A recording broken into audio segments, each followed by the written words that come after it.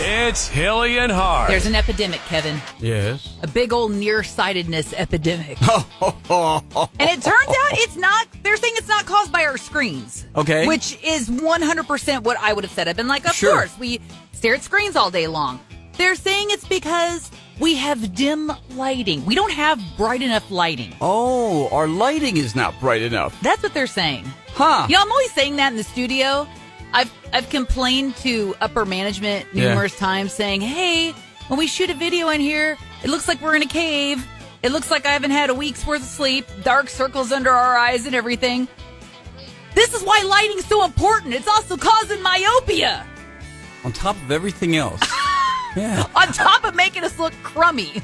Yeah, I will say, I look at our videos, and they don't seem to pop. No, they don't have that certain panache that other people in the company have. We have some stations in the company, but man, they look like they were done by Michael Bay or something. I know. We're like, I don't know. I know, and I'm just like, can we get some LEDs in here or something? And on top of everything else, yes, it's making people nearsighted now, too. I mean, I even bought a little cheap box light off of Amazon, and that's still not doing the trick. You know, I spent basically my whole life until I was probably about 40 years old nearsighted. Yeah. And I got LASIK. And it opened up a whole new world to me. I couldn't believe how much I wasn't seeing. But, I mean, my glasses were so thick when I was a kid. They were like Coke bottle glasses. Hey, I would have taken the Pepsi challenge on that one because I started losing my sight in second grade. Right. And, I was always the tall kid, so I sat in the back. And the teacher would call on me and say, okay, Erin, read, the board. And I remember at one point, I started crying because I couldn't. I remember that, not being able to see ahead of you in school. And, then my teacher, she was like, okay, well, come here. And then she was like, okay, let's try here. And I'm like, I still can't. She's like, well, let's go a little closer. Nope, can't do that either. Call your parents. That's exactly what happened. We don't want you in our classroom. We got to find another tall girl for the back seat. But now it's kind of come around because, after I got LASIK done, they said, by about the time you're 50 or so, you're probably going to need reading glasses, cheaters, if you will. Oh, yeah. And, especially in the last 5 years, man, I mean, anybody that works with me here knows. It's like, I'm always like, I can't see nothing. Always. It's like, everything is so... I mean, I have to make the font like 145 point in here just to be able to read something on the computer screen. I've already decided for Christmas this year, I'm just going to get Kevin a big old box of cheaters. Just like all different colors. I have them everywhere. I know you do. I have them in the car. I have them here in the studio. I have them at my desk. I have them on my nightstand. I have them in the living room upstairs. I've got about 5 or 6 pairs of glasses that so everything that I won from LASIK, I now have to pay back with farsightedness instead, But, I mean, you're still losing them on a regular basis, Yes, so true. I'll get you some more. That's how we'll just fix this. It's Hilley and Hart. There's a whole bunch of U.S. cities that are often misspelled. Some of these I'm not even sure how to pronounce, but I'm going to give it the old college try because Kevin Hilley fancies himself quite the speller. So we're going to see if he can spell some of these. Okay. All right. Lay them on me here. All right. Meeteetse, Wyoming. Meeteetse.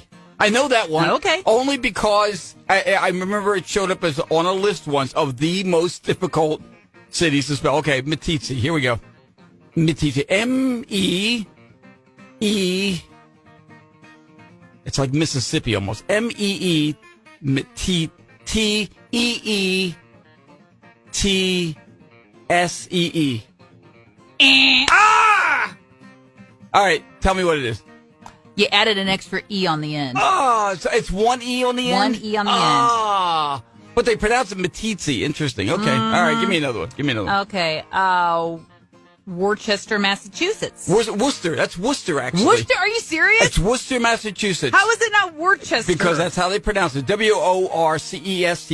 Worcester. Okay. Worcester, Massachusetts. Okay. How about Ketchikan? Say it again. Ketchikan. Ketchikan. Oh, it's Alaska. Mm-hmm. Ketchikan. K-E-T. K-E-T-C-I-K-A-N.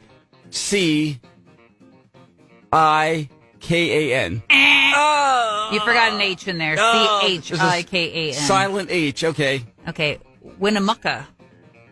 Is that Minnesota or something? It says Nevada. Nevada. Okay. Winnemucca. I've never won a mucka before, so this will be interesting. Winnemucca. Winnamucca.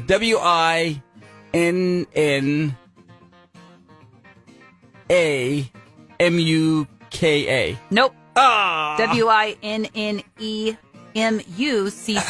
See, I was debating between an E and an A, that first one. Okay. All right, give me one more. Champaign. Oh, Champaign like Illinois? Champaign. Very good. Yeah, that's very good. Give me one more. Some of these I don't even know how to spell. Yeah, give it the old college try. Okay. Schenectady, New York? Sure. I worked right outside there. Of course you Schenectady, did. So, it's suburban Albany, New York. Schenetady? No. Okay. No. Skaneateles. Oh, that's Skinny Atlas. That's where my wife and I had our honeymoon. That's the Finger Lakes. Oh, excuse me. Skinny Atlas. I have dropped a few. Thank you for noticing. Wow. What did you say at first? Schenectady, New York. Yeah, that looked closer to me that than wasn't even close to Skinneateles or whatever. I called shenanigans. I'm like, Skinneateles. It's Hilley and Hart. I've told you before that when the husband wants to lose a few lbs, he does the carnivore diet, which is supposed to be, a really heavy meat diet. But he will do it the cheap way by eating a bunch of hot dogs and like Polish sausages and bratwurst. And I'm like, that's not what it's supposed to be, like grass-fed beef and, right. All this stuff. Well, those things are not exactly the highest quality meat either, just in terms of exactly meat quality, I mean, delicious, yes. Yeah. But it turns out in 2025, Americans spent more than $11 billion on hot dogs and sausages. I would say the Hart household probably spent 10.5 of that $11 billion. There you go. Now we know. It's Hilley and Hart.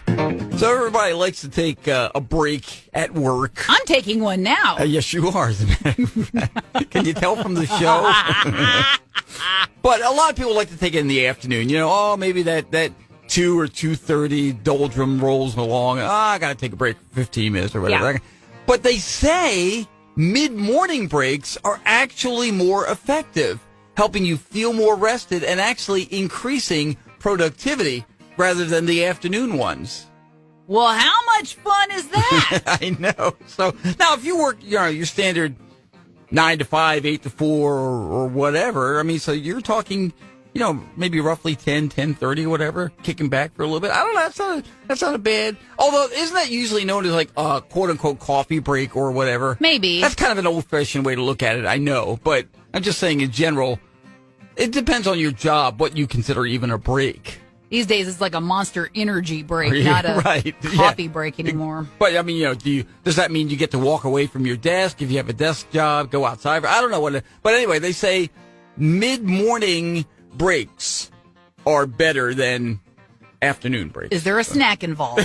That's all I care about. It's Hilley and Hart. Fascinating little study out there that says this whole idea of venting your anger, getting rid of your rage. They say that really doesn't work. What? But if you instead go to activities that help calm you, those are more effective. This whole thing about rage rooms? They came out with these things a few years back. You can go in and smash things. That'd be kind of fun. Not gonna lie. It would be fun. Yeah, I'm not going to deny that. But they say that doesn't really help get rid of your rage, your anger. It doesn't do it. But again, if you're doing something like maybe, I don't know, deep breathing or yoga or whatever you would consider a calming activity. Yoga does not calm me down. Really? Really. I've never done yoga, but I've seen people do it. So like my intention is good. Like I tried yoga quite a while for flexibility. I thought, okay, this would be great, because I get stiff a lot. I just sit there and it's like you're holding a pose and you're supposed to be doing your breathing, and all I can think of is, oh my gosh, my arm's starting to shake. Oh gosh. Oh, you're not a good candidate for yoga. Yeah, exactly. No? I'm like, there's nothing relaxing about this. I'm going to tip over.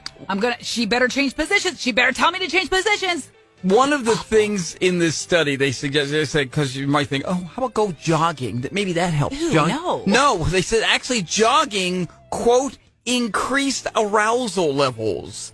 So it's It just make me angrier. exactly. I just got back in. What we do? I was jogging. Get out of my way. So that doesn't help. Although they say playing some type of ball sport, like maybe going out and having a catch, that helps. That helps bring down anger. Go out for a game of pickup, I suppose. a little basketball. I mean, I used to play ball with my son in the backyard. We just throw the ball around. You can't be angry when you're doing that. You might throw the ball harder, I suppose. I don't know. But, Well, I don't know. I've seen Mom get angry after we accidentally smashed a window. That's true. So deep breathing, meditation, muscle relaxation, slow flow yoga, Nope, don't recommend. and timeouts. Ooh, I will take a timeout. Is there a nap involved? Somebody please give me, yeah, exactly. It's Hilley and Hart. If you watch Black Mirror on Netflix, it's a great series, by the way. I think there have been 6 or 7 seasons now. This is straight out of one of the episodes. It's sort of like a Twilight Zone with a tech bent to it, okay? Right. All right. Meta, the Google or the Facebook people, Yeah. they've been granted a patent for something that would allow artificial intelligence to simulate a person's social media activity after they've died. In other words, it looks at everything they did, their posts, their likes, their comments, et cetera, and it would allow their Facebook post to continue kind of living after they have already left this mortal plane. And they're calling it grief tech. They say it could allow accounts to just continue doing what they're doing. And there are people looking at this going, wait a minute. You have a, quote, right to be forgotten. And that's the concern they have. It's like, wait a minute, this is going to open up a whole other area of concern. When I pass, I don't want to be posting. I don't. You don't. I don't want Kevin to look and he posts something goofy and it's like, Erin likes this. Yeah. No, I'm gone. Just let me be gone. I've had Facebook friends and even family and everything who have passed on, and sometimes their families maintain their account. I get it. They're still there, and you could actually post to it, but anybody that actually knew the person knew that they're no longer alive. So sometimes on the anniversary of their birthday or whatever, somebody will say, "Oh, happy birthday in heaven, I really miss you," or whatever, something like that. But that's different than what we're talking about here. what about the people who miss the fact that you passed away? Right. Seriously. Right. If you're not friends with somebody that they know or whatever, maybe you met while you're on vacation somewhere. We all have people on our Facebook list from different parts of our lives. Right. What if they don't know? How awkward is it if they're like, happy birthday, Kevin? I've seen that before. Yeah. Somebody did just that. They posted a happy birthday and somebody else left a comment. Yeah. He passed away 2 years ago. Or what? Like, oh, man, awkward. Yeah. Okay. So, but here's the thing. I could see this expanding to the point where maybe you save their voice, too. To save the person's voice. Maybe they willingly give it to you or whatever. There are apps out there right now that will clone your voice and then use the social media and everything else to actually make a thing where you could talk to them from technically beyond the grave, Ooh, Kevin, is that what's going to happen if I pass away before you? No. Instead of having like your little Google chat bots or whatever, it'll just be my voice. I'll be like, "Hey, Erin, what's the temperature?" "It's currently 48 degrees. Thanks, Erin." I'd be like, "Fool, why are you asking me? Do I look like a weatherman to you?" She's going to maintain her personality right, that'd be right on great. through death and everything. It's Hilley and Hart. Did you get engaged on Valentine's Day? Hey, if so, congratulations. Apparently thousands of people got engaged on Valentine's Day. Very popular date to pop the question. Here's the sad part. Only 54% is going to make it to the altar. Oh, half? Just a little over half? Just a smidge over half. Oh, my gosh. Yeah, well, maybe the passions of the day overwhelm you, and you're like, "I'm going to ask her." And then you're like, You're all jazzed up on chocolate. Exactly. I'm going to ask her to marry me. Well,